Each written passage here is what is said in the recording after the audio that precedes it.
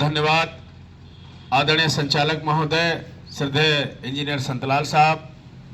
कार्यक्रम में मुख्य अतिथि भंते सुमित रतन थेरा जी और अशोक प्रज्ञा बोध जी, बाबू रामपाल बाबू एवं जिला अध्यक्ष भारतीय बौद्ध महासभा सुंदरलाल भारती जी, इस आश्रम के संरक्षक आदरणीय बंसीलाल जी, आदरणीय भंते जी, राहुल जी, विमलेश जी, रामकिशोर जी, रिंकू जी और यहाँ पर बैठे हुए हमारे कोला से चलकर आए पवन कुमार जी, दीपक भाई और उनके साथ में बहुत सारी टीम, यहाँ पर बैठे हुए नन्हे नन्हे बच्चे, पितातुल बुजुर्ग, नौजवान साथी, माता और बहनें, ये आपकी पावन धरती पूरे जनपद को एक वैचारिक क्रांति की प्रेरणा की धरती है।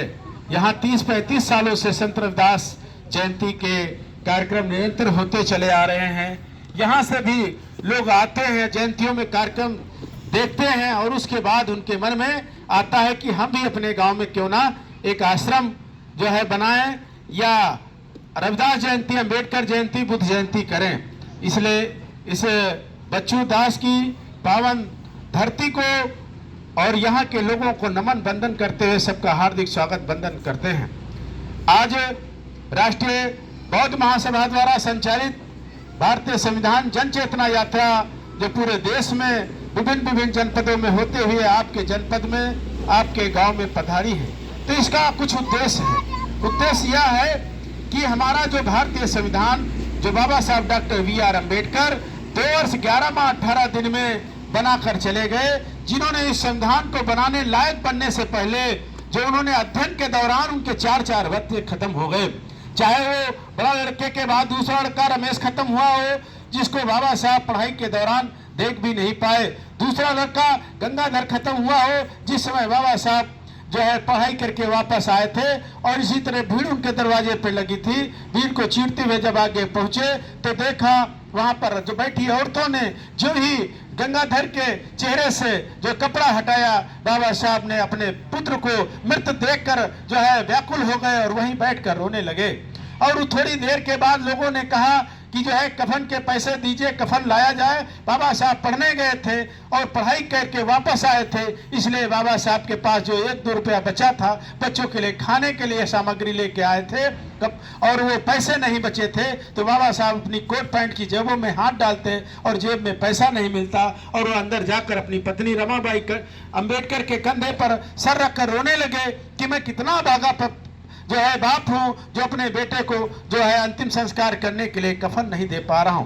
तो बाबा साहब का इतना त्याग है। रमाबाई अम्बेडकर झट से बक्से से निकालती, अपनी नई साड़ी को फाड़ती है और गंगाधर को लपेट कर दे देती है।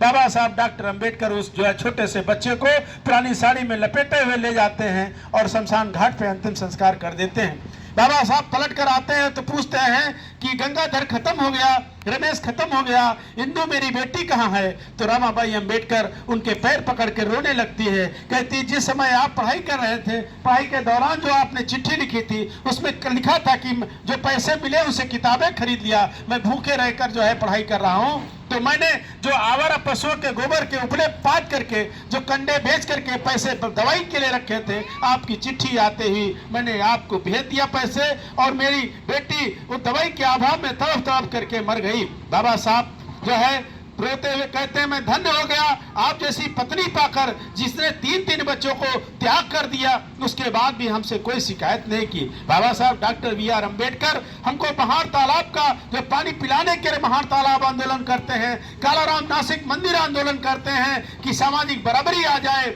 लेकिन जो है जहां पर जाते हैं वहां पर जो है सर फोड़ा जाता है, उनके साथियों का सर फोड़ा जाता है, मेडिकल होता है और जो है डॉक्टरी होती है, डॉक्टरी होने के बाद FIR दर्ज होती है, अखबारों में निकलता है और वो सारे साक्ष्य ले जा करके गवर्नमेंट सम्मेलन में 32 के लिए रवाना होते हैं।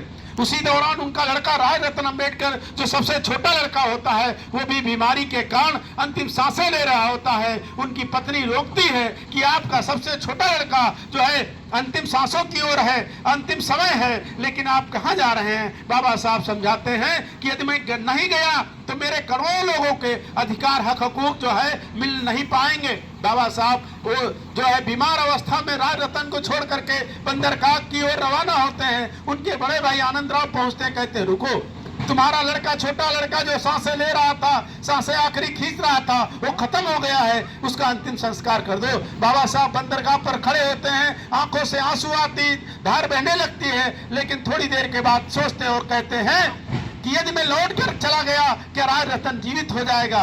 तो उनके बड़े भाई कहते जीवित तो नहीं होगा, लेकिन अगर मैं जो है गोलमेज सम्मेलन लंदन के लिए नहीं पहुंचा तो हमारे लोगों को शिक्षा और अधिकार से वंचित कर दिया जाएगा, इसलिए मैं मुझको वहां जाना ज्यादा जरूरी है। उन्होंने अपने लड़के को अंतिम संस्कार करना ज्यादा मुनासिब नहीं समझा और वो गोलमेज सम्मेलन के रवाना हो गए और वहां पर तर्क करके हमारे लिए शिक्षा, संपत्ति और जो है स्वामित्व, सम्मान, न्याय का अधिकार लेकर आए, जो इस संविधान में 2 वर्ष 11 माह 18 दिन में लिख करके ये संविधान दे करके चले गए। जिस दिन से संविधान लागू हुआ उस दिन से लोग हमसे वोट मांगने चले आते हैं, और चाहे जो क्षेत्र का जो है प्रधान हो, चाहे जिला पंचायत सदस्य लड़े, चाहे MP लड़े, चाहे MLA लड़े, और जैसा जो कीमती हथियार अगर हमारे पास न होता तो कोई हमारे दरवाजे पर हाथ जोड़कर हमसे वोट मांगने की को जो है नहीं करता।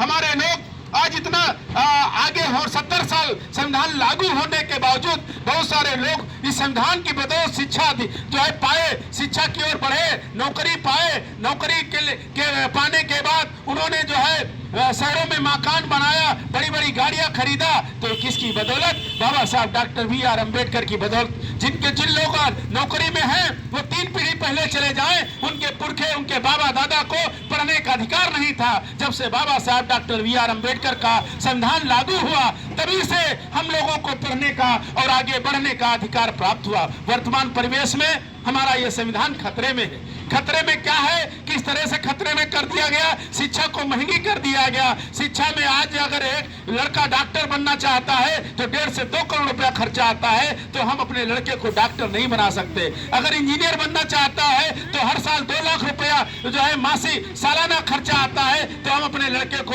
इंजीनियर नहीं बना सकते हैं। मास्टर बनना चाहता है तो टेट पे CPM कितनी परीक्षा, सेट टेट जो है परीक्षा पास करने के बाद भी वो जो है नौकरियां नहीं निकलती हैं और सरकारी स्कूलों को प्राइवेट किया जा रहा है। इसलिए हमको ये सोचना है कि अपने जो अधिकार मिला है इस अधिकार को कैसे बचाएं। पूज्य भंते जी गांव-गांव रथ यात्रा लेकर के चल रहे हैं कि हमारे घर तक संविधान पहुंचे।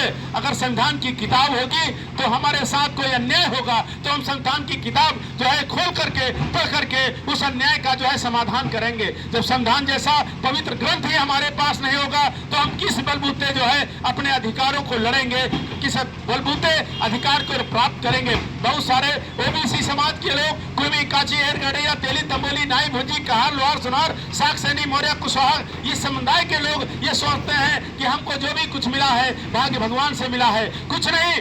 जो आर्टिकल 340 बाबा साहब डॉक्टर BR अम्बेडकर सबसे पहले OBC समाज के लिए लिखते हैं, उसमें सारे सब OBC की सारी जातियों को सबसे पहले अधिकार देने का काम करते हैं, क्योंकि उनके ऊपर कुर्मी राजा छत्रपति साहू जी महाराज शाहजी गायकवाड़ का जो है एहसान था। उन्होंने विदेश पढ़ने भेजा था, उन्होंने स्कॉलरशिप दिया था। बाबा साहब भी जानते थे ये हमारे बड़े भाई हैं OBC समाज के, ये चाहे कुर्मी हो, काची हो, अहिर हो, गरडिया हो, तेली हो, तमेली हो, कुर्मी जो भुजी हो, लोहार हो, सुनार हो, ये सारे हमारे बड़े भाई हैं और हमारे साथ में इनका भी हक हकूक छीना गया है। इसलिए उनके लिए धारा जो आर्टिकल 340 पहले बनाया, 341 जो है अनुसूचित जात के लिए बात को बनाया, अनुसूचित जनजात के लिए 42 बात को बनाया। इस तरह से आर्टिकल 340 में OBC, 41 में SC और 42 में जो है अनुसूचित जनजात के लिए लोगों के लिए अधिकार देने का काम किया। और जाति आधार पर कोई भी भेदभाव करता है, हमको चौराहे पर उठाता है, चाय पीने से मना करता है, स्कूल में प्रवेश करने से मना करता है, तो वो उसके खिलाफ हम जाके मुकदमा लिखा सकते हैं।